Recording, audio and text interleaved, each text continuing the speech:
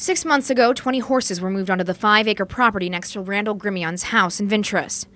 At first, the Grimions were excited with their new neighbors. We knew that 20 horses was going to be too much, but it was pretty exciting when they first came. The children were excited about it, and they were healthy, they were beautiful. But as months passed, the living conditions for the horses began to deteriorate. The Grimions say the horses often went without food or shelter. Then one by one, they began to die. The first time we knew that one was dead, it took a couple of days for them to actually come get it and bury it. I think we had to call and tell them they needed to do something with it because of the smell was horrible. So far, the Grimions say they've watched at least 4 of the horses die, and they're not ready to see any more go. So they enlisted the help of Bonnie Marquette, who's run horse rescues for years. She says the conditions are getting critical. There's 2 in particular. One's a little white Arabian mare, and she's extremely emaciated, and she has a condition called, or what's known as rain rot. Then there's also a little paint, I can't remember if it's a gelding or a mare, that is extremely emaciated as well. There's about 3 or 4 others that are very thin. Though these horses have hay now, neighbors say for the past 14 days they've gone without. And for some of them in the worst condition, that hay may not be enough to save them. The other 2 obviously are going to need more than that. They're going to need more than hay to sustain them, or to at least get them back healthy again. The 2 to 5 that are in bad shape need to have attention immediately. We spoke to Sheriff Bud Torres, who says complaints were filed last week and handed over to the Animal Control Department. Our calls to the Point Capee Animal Control weren't returned. And the Grimions say so far no one has come to check in on the situation. In Point Capee, Alex Dyro, NBC 33 News.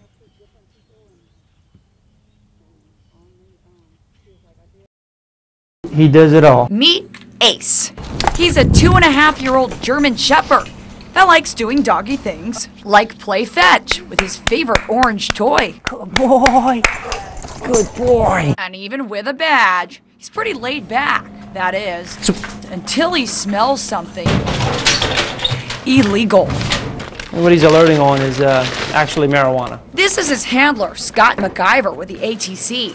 For 7 months, the pairs worked as a team to not just find the real drugs, but the fake ones, too. You see, Ace is specially trained to do that. It's a good thing also because a lot of establishments are going to sell it as well. Here's video of Ace in action. A local convenience store, like many others, trying to be sneaky and hide the stuff. Ace goes right behind the counter, down each and every aisle, even scopes out the store's back room for synthetic drugs. When you see that tail start wagging a little bit slower, that means Ace smells something that shouldn't be there. With his help, we were able to seize what we suspect is synthetic marijuana. Suspect because these synthetic drugs are constantly changing. Every time one gets banned here in Louisiana, another one seems to pop up in its place. They actually take these packs, they open it, they take the compound, they sprinkle it on there, spray it on there, and they put it back in the same pack. And so the same pack that looks like it may be illegal, may be perfectly legal. And that's why the ATC's commissioner, Troy Aber, says something has to be done to get products like these out of the stores for good. This particular drug has been blamed for just hideous crimes. Example, Jeffrey Reynolds of Walker on his way out of court. And I hope the state will make new laws and enforce laws against synthetic drugs that has ruined my family. He's the guy accused of cutting his unborn child out of his pregnant wife's belly last October. As Louisiana's war against synthetic drugs rages on, this new partnership is working. The word's out there and it's become a huge deterrent. It isn't easy though. Ace lives with Agent MacGyver and his family, and the pair trains daily. Any type of positive reinforcement, you clapping, talking to him high, usually high pitched. Good boy, Zoya's brav, a couple of the Dutch terms. Dutch? Yep. Ace is bilingual. Sita. He was born in the Netherlands. Life. Before making Louisiana his permanent home. Speaking for Ace, MacGyver has a message for any business statewide that wants to test its luck with synthetic drugs. My message to them would be, don't do it. We're going to find it.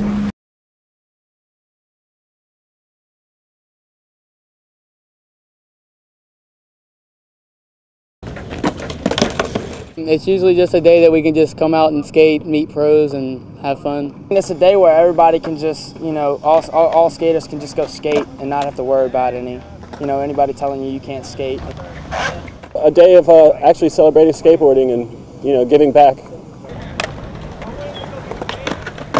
Skateboarding is sort of like life. When you fall down, you want to get back up and keep trying, and that's the thing with skateboarding is it's very challenging. First of all, you have to have the nerve to attempt stuff, because if you don't have that, then you're never going to be any good. If you don't try, you're never going to succeed. It is a big risk. Like they say, you go big or go home, that's the saying. You learn a lot from trying over and over until you get it. I think that's like a lot like life. You need to keep trying things until you get it right. And then once you do succeed, it just feels like amazing. When you try a trick so much and you never land them and then you finally land it, it's like the best feeling in the world. Fractured skull, and it's just a lot of cuts and bruises, swollen ankles. I had a couple concussions, had to get stitches, that's about it. You got a risk of hurting yourself, but when you do land it, it's a way better feeling. It's well worth it, especially after trying and you get to that point where you're just like, all right, I'm gonna give up. You do that one more time, and when you land it, it's just the greatest feeling ever. You got all the other skaters behind you, backing you up. They all know what it feels like.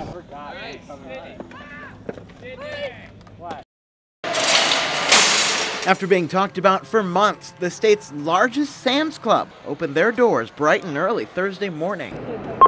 And that grand opening has city leaders smiling. Like hitting the grand slam home run at in the seventh game of the World Series to win the World Series. It's the latest in a string of businesses to set up shop in the parish. That includes the Walmart in Watson and lots of smaller mom and pop shops all across Livingston Parish.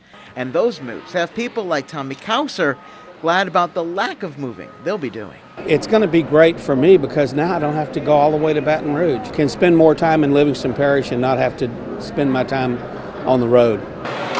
The parish doesn't see a lot of money generated by the stores, but the money they do see goes to things like roads and the jail. We need every dime we can get in the parish. And Parish President Leighton Rick says the increase in business sends a very strong message to everyone thinking about setting up shop in Livingston Parish or even passing through on the interstate. This store, along with, of course, the Bass Pro, all the restaurants, everything that's coming along, we hope will show people that Livingston Parish is vibrant, growing, and doing well. A message people like Kauser has picked up loud and clear. I think the future of Livingston Parish is terrific. In Denham Springs, I'm Andrew Capasso, NBC 33 News. I am about to take the Baton Rouge Police Department's equalizer course. Hopefully I'll come away from this a little bit safer. We'll see. The class starts with a little warm-up and then we get straight to the tough stuff. Hips in. Highly trained BRPD instructors give us some pretty scary scenarios and teach us how to react. We give you tools to help you get away. Our biggest thing is not to sit there and fight these people. It's to survive and escape. I'm ready for this.